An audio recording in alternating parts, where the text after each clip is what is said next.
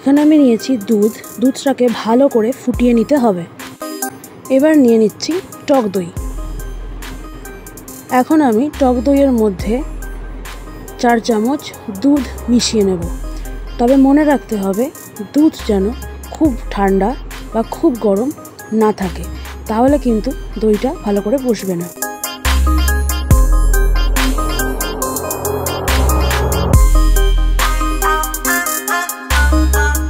এখন দুধ আর দই ভালো করে ফেটিয়ে নিতে হবে।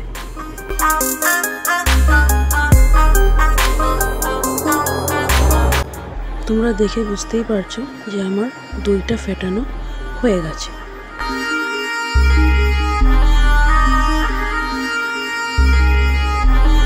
এখন আমি একটা পরিষ্কার পাত্র নিয়ে নিয়েছি। এবারে অল্প ঠান্ডা অল্প গরম মাঝামাঝি অবস্থায় রাখা দুধটা আমি বাটির মধ্যে সম্পূর্ণটাই ঢেলে নিচ্ছি।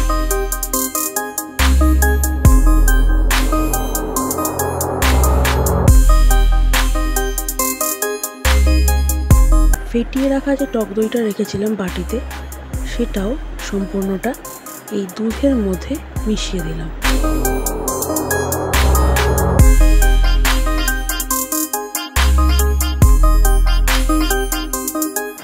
এখন চামচ দিয়ে একটু নেড়ে দেব, যাতে করে পুরো মিশ্রণটা ভালো করে মিশে যায়।